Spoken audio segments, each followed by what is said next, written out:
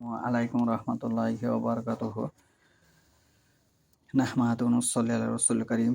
আউযু বিল্লাহি মিনাশ শাইতানির রাজিম। বিসমিল্লাহির রহমানির রহিম। বাল্লিগু আন্নী ওয়ালাউ আয়া। আমার পক্ষ থেকে একটা হাদিস নাযিল উপস্থাপন করা। আজকের বক্তব্যের বিষয় হলো আল্লাহ রাসূল সাল্লাল্লাহু আলাইহি ওয়াসাল্লাম বিভিন্ন জায়গায় সালাত আদায় করেছেন এবং মসজিদ স্থাপনের বিষয়ে। আজকের বক্তব্যের বিষয় হলো দুটি।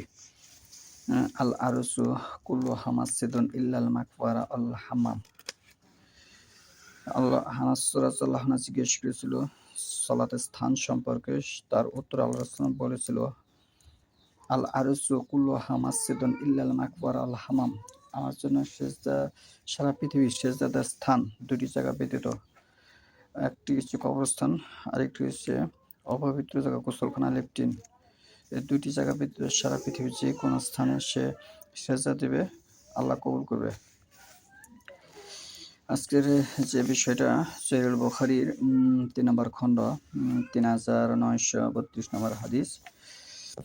আনাস ইবনু মালিক রাদিয়াল্লাহু আনহু বর্ণনা করেন, রাসূলুল্লাহ সাল্লাল্লাহু আলাইহি ওয়াসাল্লাম যখন মদিনায় আসছিলেন, তখন মদিনার উঁচু এলাকায় আমর ইবনু আউফ গোত্রে অবস্থান করলেন। আনাস রাদিয়াল্লাহু আনহু বলেন, সেখানে তিনি ১৪ দিন থাকলেন। এরপর তিনি বানু নাসআরের নেতৃস্থানীয় লোকেদের কাছে খবর পাঠালেন। তারা সকলেই তরবারি ঝুলিয়ে হাজির হলেন। আনাস রাদিয়াল্লাহু আনহু বলেন, সেই দৃশ্য এখনো যেন আমি দেখতে পাচ্ছি। রাসূলুল্লাহ সাল্লাল্লাহু আলাইহি ওয়াসাল্লাম তার সাওয়ারির উপর এবং আবু বকর রাদিয়াল্লাহু আনহু তার পিছনে বসেছিলেন। আর বনু নাসআরের নেতাগণ রয়েছেন তাদের পাশে। অবশেষে আবু আইয়ুব রাদিয়াল্লাহু আনহু এর বাড়ির চত্বরে তিনি তার মালপত্র নামালেন।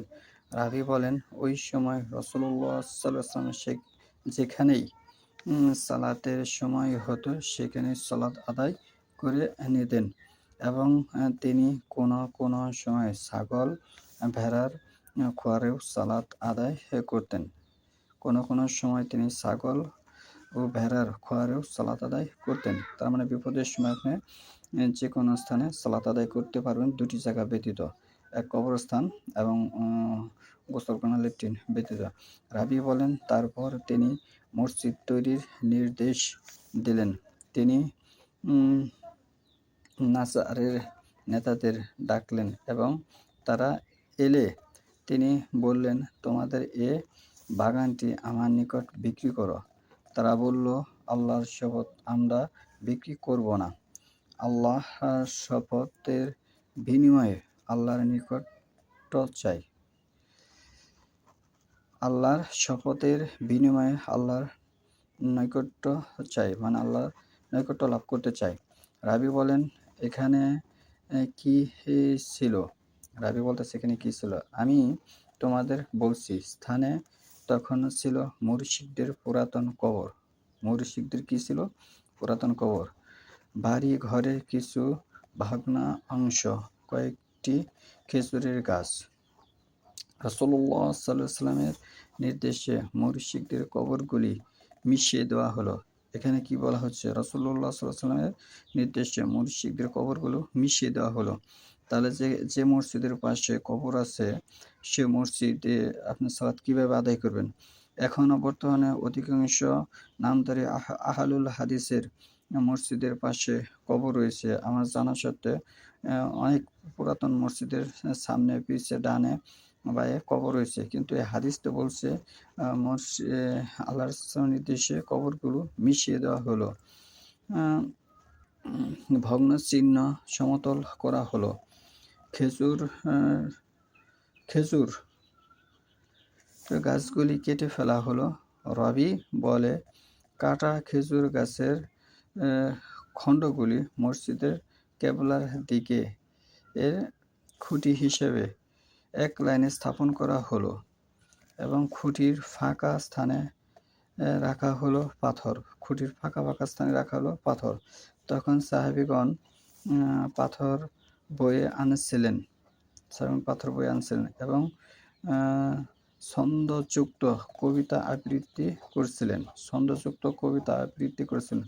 আর রাসূলুল্লাহ সাল্লাল্লাহু আলাইহি ওয়াসাল্লাম তখন তাদের সঙ্গে ছিলেন এবং বলছিলেন, হে আল্লাহ, আসল কল্যাণ কেবলমাত্র আখিরাতের কল্যাণ। রাসূল এই দোয়া বলছিলেন, আসল কল্যাণ কেবলমাত্র আখিরাতের কল্যাণ। হে আল্লাহ, তুমি মুহাজির ও আনসারদের সাহায্য করো। এখানে যে বিষয়টা আমরা শিক্ষা গ্রহণ করলাম, এখানে বিষয়টা হলো মসজিদের আশেপাশে কবর থাকা যাবে না, তাহলে সেটা অপবিত্র হিসেবে আখ্যায়িত হবে। এবং ভেড়া এবং ছাগলের খোয়ারেও সময় বিশেষে করবে সালাত আপনি আদায় করতে পারবেন, কিন্তু এখানে কবরের পাশে আদায় করা যাবে না।